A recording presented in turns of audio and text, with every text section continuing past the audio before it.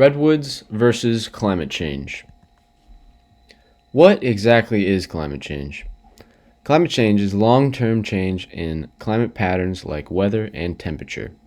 Since the 1800s, climate change has mainly been driven by human activities such as burning fossil fuels like coal, oil, and gas.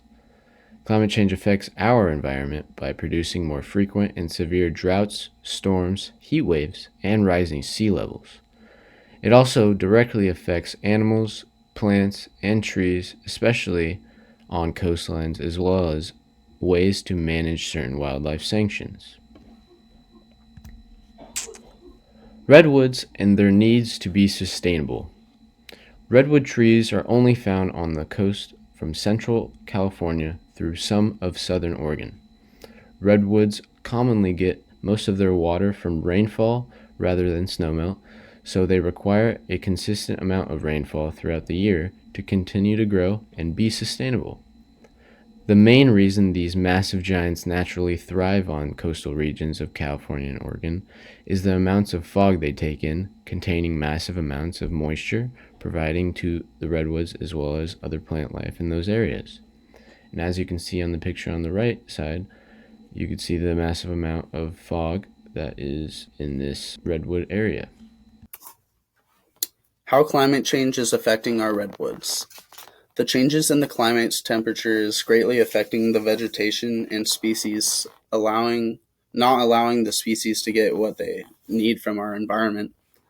Streams have less water and warmer temperatures, which causes the fish to die off and any other animals that are living in there as well. Countless amounts of wildfires are also breaking out all over the globe, which we can definitely see. Many animals cannot withstand this heat with the changing of their environment, so they are also dying off.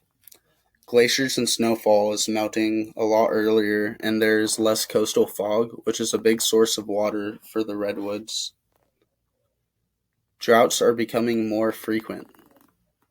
So without the water, this is not helping our trees at all and causing our big great redwoods to die off. This is a little YouTube link I found about redwoods rising to help fight climate change. Hi, I'm Laura with Save the Redwoods League, and I'm here to talk about redwoods and climate change. Research shows that old-growth coast redwood forests store more carbon per acre than any other forest in the world. On average, 982 tons of carbon per acre. That's equivalent to the carbon you would produce if you drove a car for 8 million miles. This remarkable capacity for carbon storage won't happen in forests like this one, which was heavily logged and reseeded about 60 years ago. At their best, forests like these store only a fraction of the carbon their old-growth counterparts do. And without help, this forest may never do much better than that. Save the Redwoods League, along with our partners at California State Parks and the National Park Service, are advancing a project called Redwoods Rising. We're taking about 70,000 acres like this and opening up the forest to give the trees room to grow. In time, this forest will look like this, and it will not only be a key ally in our fight against climate change, but it will be a wonderful place to visit as well.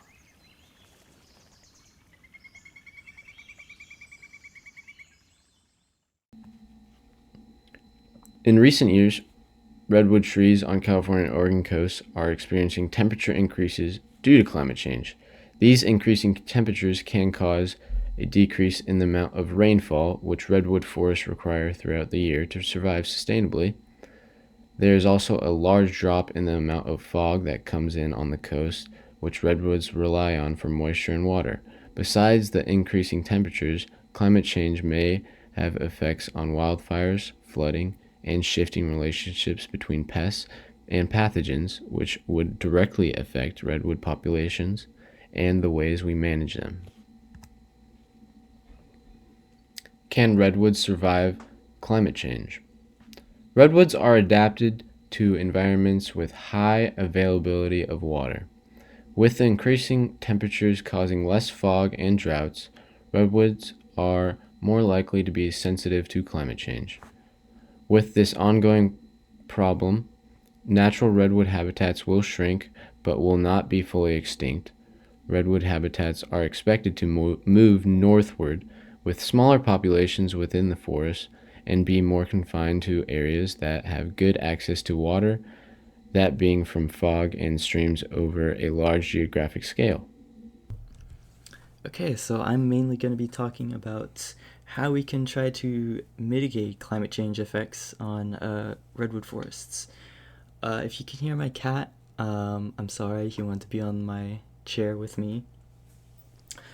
So first of all, is it possible for climate change to be a positive thing for redwoods?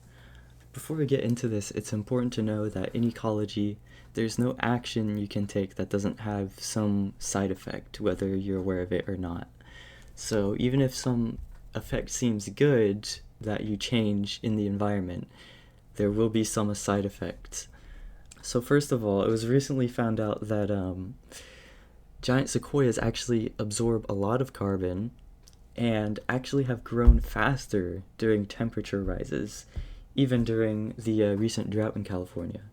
And it's not super well understood why that happens, but again, even if that seems good, there's some strings attached that we don't know about yet. It's a relatively undiscovered area. And going off of their ability to absorb a lot of carbon, this could possibly help with carbon capture in helping fight climate change. But I'll get to that in a little bit. And this picture here on the side is Patrick Moore, and I put him here because he's a notorious pseudoscientist who promotes the idea that carbon dioxide is actually helpful to the environment and to the ecosystem. And so we've been skipping along on top of this low point for CO2 for a long time now, and it's about time somebody did something about it.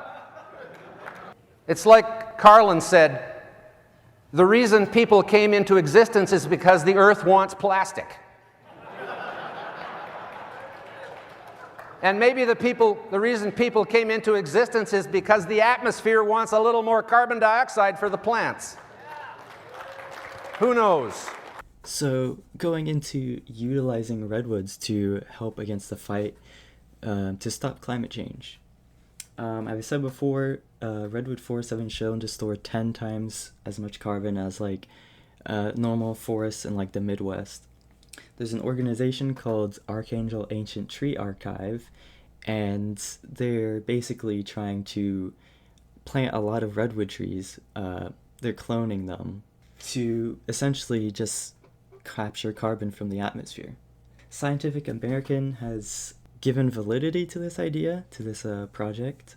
They said that a good goal would be planting 1 billion hectares around the globe, which would capture around 250 gigatons of carbon. The idea of reforestation isn't old, and it has had problems before. Planting a bunch of redwoods around the world is kind of not a super ecology conscious way to go, especially because they aren't native and they take a lot of water, which could cause it would cause agricultural problems, among a lot of other issues. Not to mention that a bunch of people simply don't want a bunch of, redwoods where they're not supposed to be, where they live, Just to consider this for reforestation to fight climate change. This is, if you guys remember, hashtag Team Trees was a thing started by Mr. Beast, and you would donate $1 and they would plant one tree, and their goal was to get 20 million trees planted. And they did it from 2019 to 2020, and that takes up an area overall of about 44,000 acres. But the 2020 California wildfires alone burned a total of 4.2 million acres. And of course there's some differences. It's not a perfect analogy because the forest density is different between California and the collective mass of the trees planted. But the essential idea of reforestation has some flaws. So, how can we prevent climate change? We could prevent climate change by switching to renewable sources of energy. We could use electric vehicles such as Tesla's, the new Tesla that came out. We need to use solar for homes and conserve our energy when using electricity. We need to limit the amount of carbon dioxide we produce. We need to stabilize global temperatures. Reducing greenhouse gas emissions would also help stabilize global temperatures and use renewable sources. Using wind energy to help reduce global emissions would also help our environment. And like we always have learned, we need to reduce, reuse, and recycle and be aware of our trash production. The world we live in, the way we consume, the way we produce is unsustainable given our ecosystem. And if we want it to stop, then we need to change the way that our world and economy works. One thing to note is that individual actions like recycling and using plastic straws, stopping eating meat, and stuff like that, they all will help reduce the amount of carbon in the atmosphere, but that won't really help stop the overall general trend. And most of the carbon offset is actually just from like power companies and big producers like that. So the idea that it's your responsibility to help fight climate change is a kind of untrue, and it leads to a lot of like guilt for like using electricity and driving and going on vacations, when in reality you contribute basically nothing to the problem compared to, the big fundamental emitters that drive the world. And like with the Team Trees thing, it leads to a lot of like moral licensing where people will donate a certain amount of money because they feel obligated to cover for the emissions that like the car, for example, emits.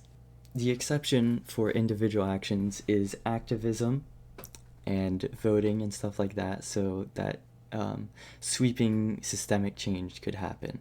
And basically that's what we need for the situation we're in right now.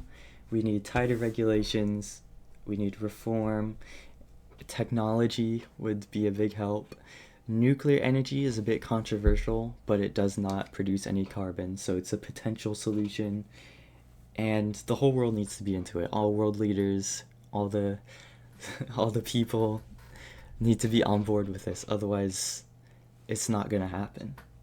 So that's kind of a sadder way to end it, but I believe that if we truly put our effort into it, then we can try to make a difference and try to save our redwoods. Thank you.